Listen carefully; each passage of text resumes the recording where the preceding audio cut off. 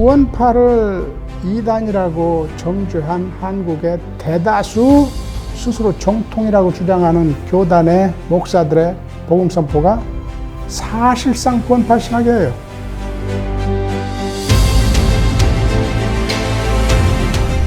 구원파적인 구원론이라는 게 사실은 우리의 행위를 구원의 방정식에서 배제하는, 흔히 말하는 오직인해의 도식을 조금 이렇게 극단화시킨 게 구원파적인 구원론이라고.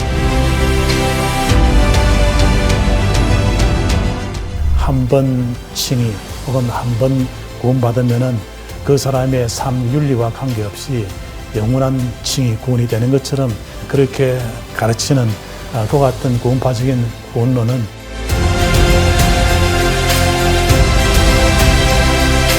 Salvation is something that changes you, and that means that you cannot, in effect, stay as you were. 목사님들 스스로 잘못 알고 잘못 가르치고 복음에 합당한 삶을 사는 게 아니라 윤리와 분리된 신앙을 가지고 그렇게 가르치니까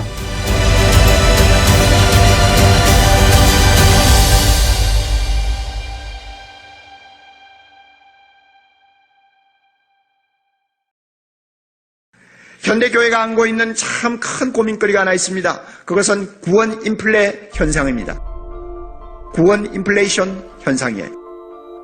인플레가 뭔지 아시잖아요? 돈을 많이 찍어내면 나중엔 돈 가치가 없어져 인플레가 되잖아요. 교회에서 말이죠, 구원을 너무 손쉽게 이야기하는 거예요. 당신 예수 믿습니까? 믿습니다. 당신 구원받았군요. 너무너무 쉽게 이야기하는 거예요. 입으로는 예수 믿는다고 하지만 실제 그 내면에 진정한 변화가 있는 사람인가를 체크를 하지 않아요. 정말로 과거의 죄를 다 주님 앞에 회개하고 새 삶을 시작했는지에 대한 증거를 정확하게 점검하지를 않아요. 그저 입으로 예수 믿는다 하고 교회만 열심히 다니면 다 잘 믿는 사람인 줄 알고 당신 구원의 확신이 없으면 당신은 믿음이 그만큼 잘못된 것입니다. 그러므로 구원의 확신을 가지십시오 하고 억지로 구원의 확신까지 강요하는 이상한 상황이 되어버렸어요. 기독교의 구원, 기독교의 은혜를 너무 쉽게 받는 것으로 착각하기 때문에 자기가 신앙이 좋고 반드시 구원받는다고 믿고 있는 사람들이 점점 많아지는데 그 가운데는 착각에 빠진 사람들이 한두 명이 아니라 그 말이에요. 교수님께서 수십 년 목회를 하면서 목사의 입장에 서면 이름은 요란하지만 행위가 죽은 교회를 만드는 것은 별로 어렵지 않다는 것을 저는 터득하게 되었습니다.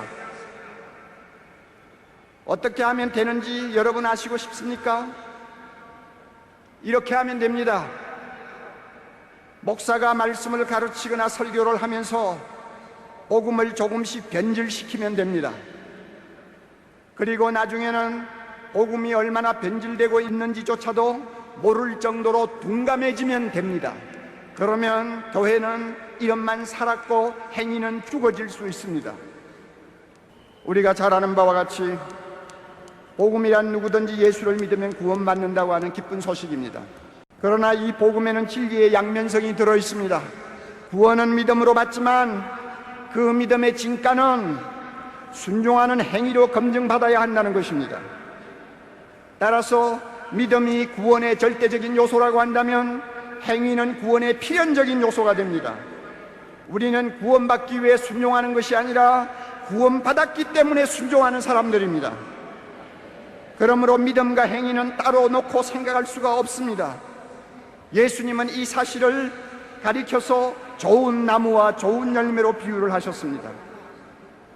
따라서 목회자는 믿음과 순종을 똑같이 중요하게 다루고 가르쳐야 합니다. 믿음으로 구원 얻는다는 로마서를 설교했으면 행함이 없는 믿음은 죽었다는 야고보서도 진지하게 가르쳐야 하는 것입니다. 청중은 원래 귀에 듣기 좋은 말씀을 선호하는 경향이 높습니다. 믿기만 하면 구원받는다고 하면 모두가 아멘 합니다. 믿음만 있으면 하늘의 복도 받고 땅의 복도 받을 수 있습니다 하면 할렐루야 하고 열광합니다. 그러나 행함이 따르지 않는 믿음은 거짓 믿음이요 구원도 확신할 수 없다고 하면은 얼굴이 금방 굳어져 버립니다. 말씀대로 살지 못하는 죄를 지적하거나 책망하면 예배 분위기가 금방 싸늘해져 버립니다. 듣기가 싫고 몹시 거북스럽기 때문입니다. 사랑의 교회에서 사역할 때 저는 비슷한 반응을 가끔 볼 수 있었습니다. 이런 청중의 반응에 예민해지면서 저도 모르는 사이에 그들이 좋아하는 말씀을 일부러 골라서 설교하는 사람으로 바뀌는 것을 보았습니다. 대신 죄라든지 회개라든지 순종이라든지 거룩이라든지 하는 듣기 피곤한 말씀은 할 수 있으면 피하거나 꼭 말을 해야 할 때는 달래듯이 부드럽게 말하고 싶어하는 유혹에 끌려가는 것을 보았습니다. 저의 이런 모습은 예수님이 절대로 바라시는 것이 아니었습니다. 저도 절대로 원하는 것이 아니었습니다. 그러나 실제로는 그런 일이 강단에서 일어나고 있었고, 그 결과 저도 모르게 복음을 조금씩 변질시키는 설교자가 되어가고 있었습니다. 근데 바울이